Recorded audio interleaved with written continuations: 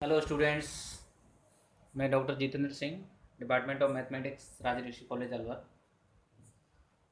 आज हम exercise of analytic function part second के बारे में बताएंगे। इससे पूर्व हमने part first exercise of analytic function का जारी किया था। इसके तुरंत बाद हमने ये वीडियो आपको बनाया है पार्ट सेकंड, क्योंकि आपका जो एक्सरसाइज है काफ़ी बड़ी है, इसलिए हमने इसको 2 पार्ट्स में डिवाइड किया है। पार्ट फर्स्ट इससे पूर्व हम वीडियो जारी कर चुके हैं, पार्ट सेकंड इस वीडियो में दिखाया जा रहा है। क्वेश्चन नंबर 8 से 17 तक आपको पार्ट फर्स्ट में सॉल्व किए गए हैं। वहाँ से आप उस पार्ट को देखकर आप 18 तक, आप 17 तक देख सकते हैं। 18 से हम इस पार्ट को हम स्टार्ट कर रहे हैं। तो क्वेश्चन नंबर 18 आपका है, prove that F Z equal to Z bar is not differentiable at any point. तो यहाँ पर डिफरेंशिएबल है, हालांकि एनालिटिक फंक्शन के आधार पर नहीं है, परंतु डिफरेंशिएबल यदि कोई फंक्शन है तो वो एनालिटिक होगा, अदरवाइज नहीं होगा। तो ये आप ध्यान रखें कि ये एनालिटिक है या नहीं है, इससे अभी इस क्वेश्चन से कोई मतलब नहीं है। अभी आपको सिर्फ डिफरेंशिएबल नहीं है ये ज्ञात करना है। तो इसको प्रूव करने के लिए आप देख रहे हैं कि यहाँ पर F Z equal to Z bar आपको दे रखा है। तो we know that F dash Z equal to limit del Z tends to zero F Z plus del Z minus F Z upon del Z. ये differentiate जो function होता है आपका, डिफरेंशिएबल फंक्शन होता है, उसकी डेफिनेशन आपको यहाँ पर हम डिफाइन कर रहे हैं। तो ये आपकी परिभाषा से आप यहाँ पर लिख सकते हैं। तो यहाँ पर देखिए, F Z plus del Z का मान जेड प्लस डेल जेड का बार हो जाएगा, जैसा कि आपको दिया गया है। इसी प्रकार यहाँ पर माइनस के Z bar upon del Z और limit del Z tends to zero.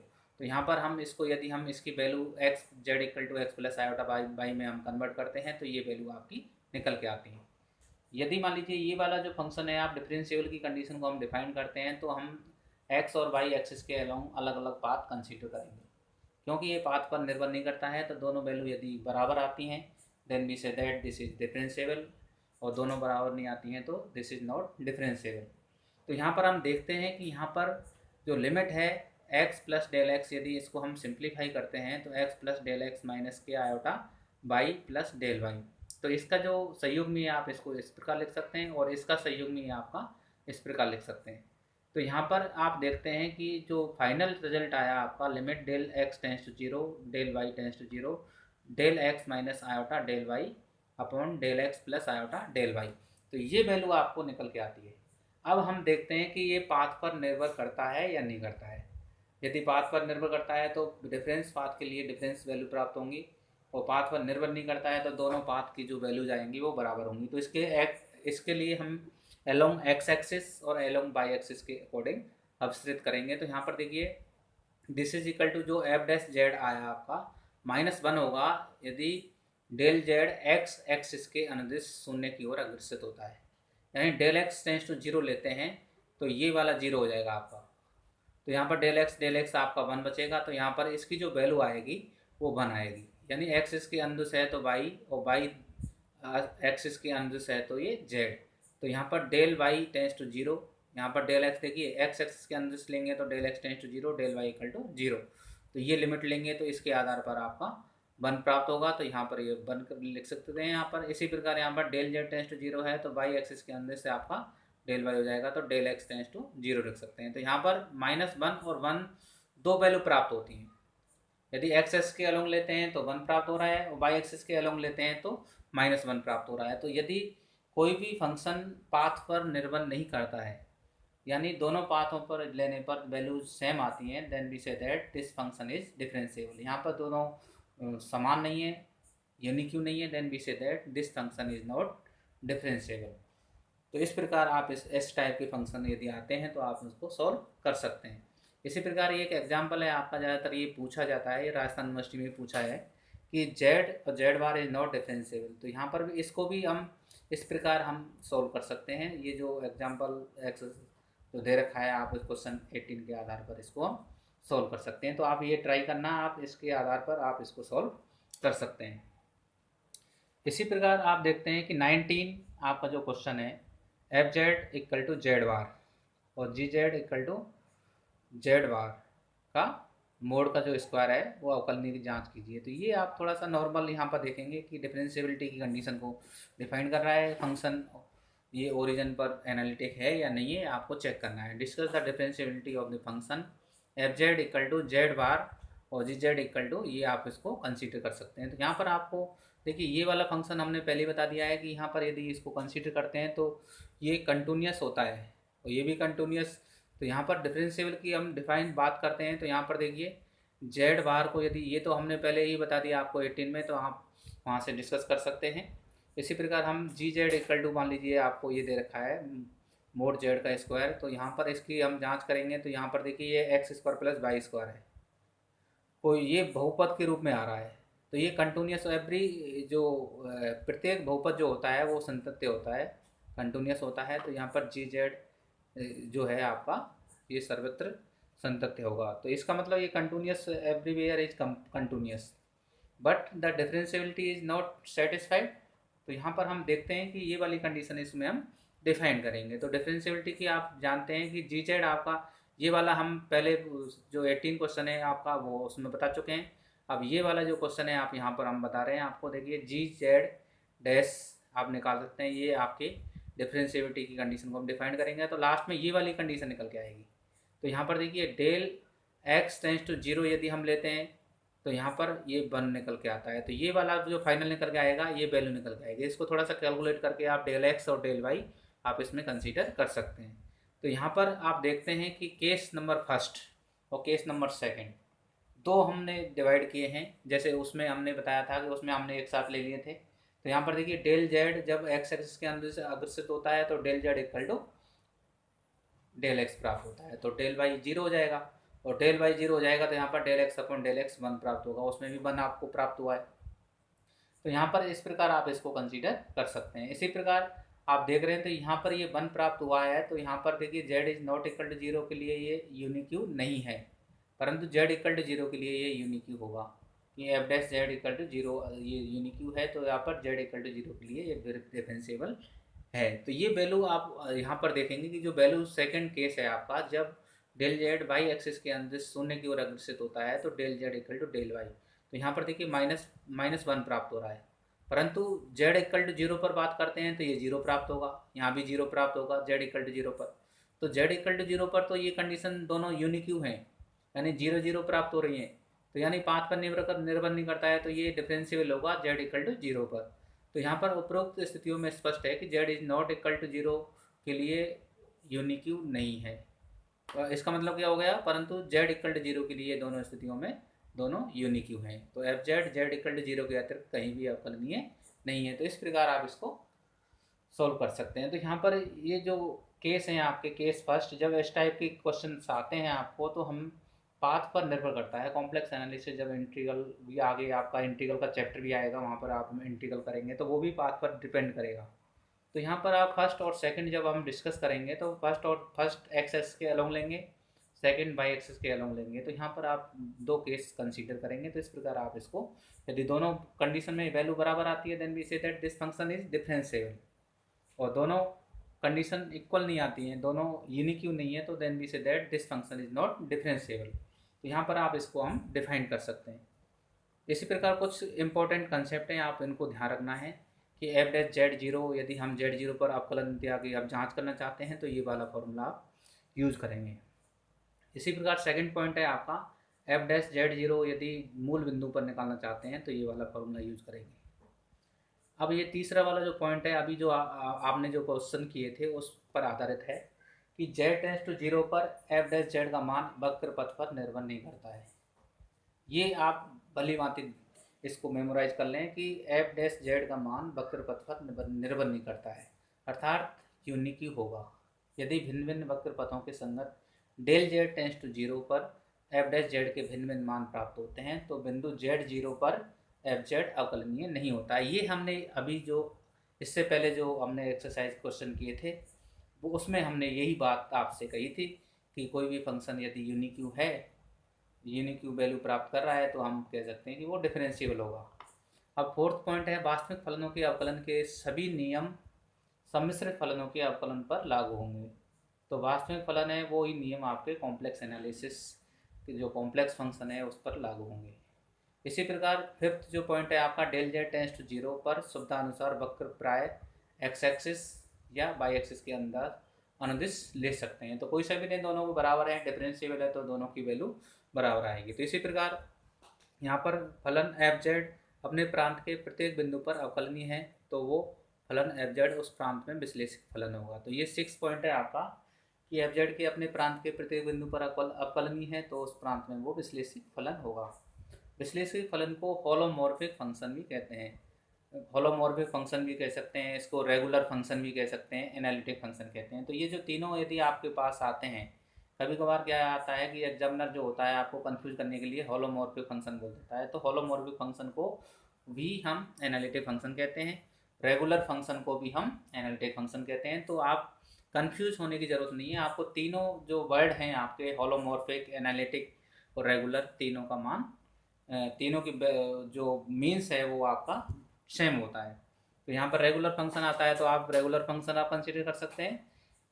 Next point है आपका, यदि किसी बिंदु z0 पर फलन एफ जेड विश्लेषित नहीं है तो z0 को एफ जेड का विचित्र बिंदु कहते हैं। तो ये पॉइंट आपको ध्यान रखना है, आगे इसका एक चैप्टर अलग से आएगा आपके नेक्स्ट सेमेस्टर, जब भी आपका सेमेस्टर आपका आएगा आगे, तो उसमें आप सिंगुलर पॉइंट पढ़ेंगे, सिंगुलरिटी आप इसमें डिफाइन करेंगे। तो ये अभी फिलहाल आपको इतना ध्यान रखना है कि जिस बिंदु पर फलन अवकलनीय नहीं होता है वह बिंदु उस फलन का विचित्र बिंदु कहलाता है। ठीक है, z0 को एफ जेड का विचित्र बिंदु कहते हैं। कौन सा z0 क्या है आपका? जिस बिंदु पर फलन अवकलनीय नहीं है। तो प्रत्येक सम्मिश्र बहुपद एक विश्लेषिक फलन होता है, क्योंकि बहुपद प्रत्येक बिंदु पर अवकलनीय होता है। तो ये आप ध्यान रखना है कि कोई बहुपद यदि प्राप्त हो रहा है तो वो अवकलनीय होगा। तो यहाँ पर देखिए F Z equal to Z bar का जो है विश्लेषित फलन नहीं है, क्योंकि जेड इक्वल टू 0 के अतिरिक्त ये हमने अभी सॉल्व किया है आपका। तो इस प्रकार आप इसको ध्यान रखें। तो ये जो इम्पोर्टेंट नोट्स हैं आप इनको आप अपने हिसाब से नोट्स बना लें और ये मेमोराइज कर लें। ये नियम आपके जो डिफरेंशिएबल हैं आपके उस कंडीशन में आएंगे।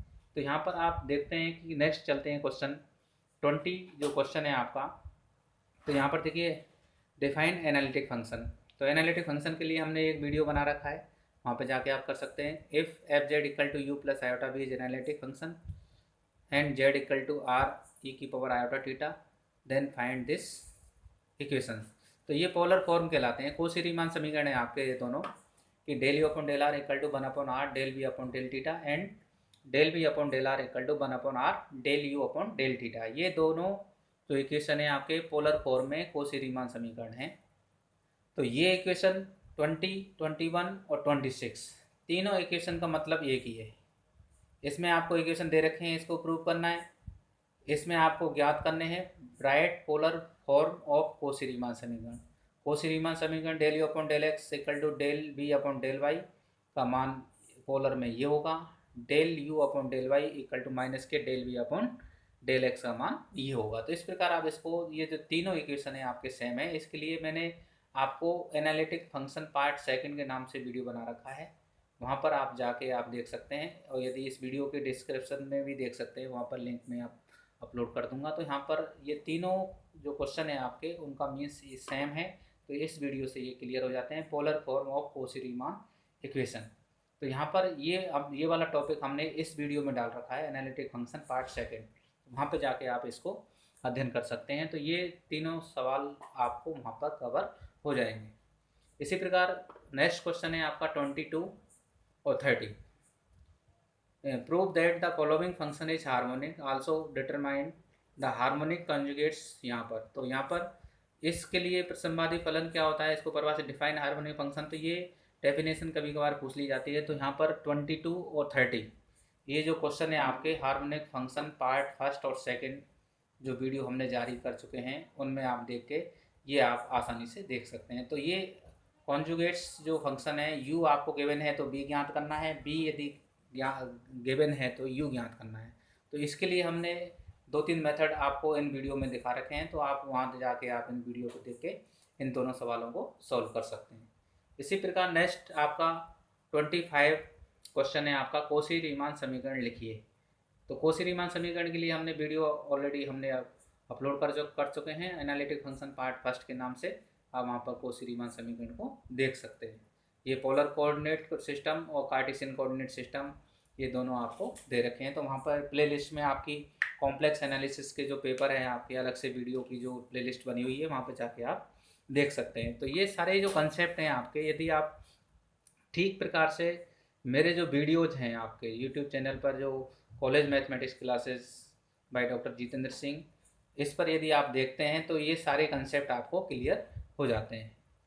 इसी प्रकार नेक्स्ट क्वेश्चन आता है 27, सिद्ध कीजिए कि यदि किसी विश्लेषिक फलन का कोणांक अचर हो तो फलन भी अचर होगा। तो यहाँ पर ये 7th जो क्वेश्चन है आपका बहुत ही इंपॉर्टेंट है। ज़्यादातर ये थ्योरेटिकल टाइप में है, इसमें कुछ दे रखा नहीं है मैथमेटिकल। तो यहाँ पर आप देखते हैं कि कोणांक आप जानते हैं कि मोड से डिफाइन करते हैं। तो यहाँ पर सॉल्यूशन की बात करते हैं तो यहाँ पर मोड जो है आपका ये 0 के बराबर है, तो उस प्रकार आप इसको कंसीडर कर सकते हैं। तो इसको हम कंडीशन को अप्लाई करेंगे। तो यहाँ पर आप देखते हैं कि जो फंक्शन है आपका इस टाइप का फंक्शन है, एफ जेड का जो मोड है वो कांस्टेंट है आपका, ठीक है, यानी amplitude of the analytic function is constant. तो इसका मतलब इसका जो मोड है वो u प्लस आयोटा बी का जो मोड है वो c है, कांस्टेंट है। तो यहाँ पर c को यदि 0 ले लेते हैं तो ये वाली कंडीशन ऑटोमेटिक सेटिस्फाई हो जाती है। c is not equal to 0 then we say that this function can be written as this type. तो यहाँ पर हम देखते हैं कि ये वाली कंडीशन इसमें अप्लाई हो जाती है। तो यहाँ पर देखिए, यहाँ पर हमें सिद्ध क्या करना है, then prove that function is also constant. जो फंक्शन है कांस्टेंट हो जाएगा। तो यहाँ पर हम u और b आपका फंक्शन एफ जेड u और b का फंक्शन है। तो u कांस्टेंट है, b कांस्टेंट है, तो इसका मतलब एफ जेड भी कांस्टेंट होगा। तो यहाँ पर इसका डिफ्रेंशिएट करते हैं हम कि now differentiate partially with respect to x and y we get. अब देखिए इसका अवकलन करते हैं तो x के सापेक्ष, तो del u upon del x plus b del v upon del x equal to 0। ये c कांस्टेंट है, 0 हो जाएगा। इसी प्रकार u y के सापेक्ष करेंगे तो यहाँ पर क्या हो जाएगा, u del u upon del y plus b del v upon del y equal to 0। ये दोनों प्राप्त हो जाते हैं। यदि हम दोनों इक्वेशनों को यदि सॉल्व करते हैं, solving these above equation by using CR equation, then we find out this equation del u upon del x equal to 0, del v upon del x equal to 0, del u upon del y equal to 0, del v upon del y equal to 0। तो यहाँ पर ये 0 होंगे तो इसका मतलब क्या होगा, u इक्वल टू 0 और v इक्वल टू, तो यहाँ पर del u upon del x 0 होगा तो इसका मतलब क्या होगा, u इक्वल टू कॉन्स्टेंट। तो यहाँ पर del v upon del x equal to 0 होगा तो v इक्वल टू कॉन्स्टेंट। तो यहाँ पर u और v कॉन्स्टेंट होंगे। Hence we say that u and v are constant function. Then we say that function f plus iota यानी F Z equal to you plus iota B is constant function. तो इसको हम इस प्रकार आप define कर सकते हैं। इसी प्रकार 28 है, यदि JPH वाली है आपकी बुक्स, उसके क्वेश्चन मैंने डायरेक्ट ले लिए हैं। तो वहाँ पर यदि JPH की बुक्स खरीद रखी है आपने, न्यू बुक खरीदनी है, तो आप देख सकते हैं कि ये वाले क्वेश्चन आपको मिलेंगे। तो यहाँ पर 28 जो सवाल है आपका 28वां, W equal to f Z equal to you plus iota b given है। तो एनालिटिक इन डोमेन है सफिशिएंट कंडीशन के लिए, और एनालिटिक फंक्शन को डिफाइन करना है। 28, 29 ये हमने necessary and sufficient condition of f z to be analytic.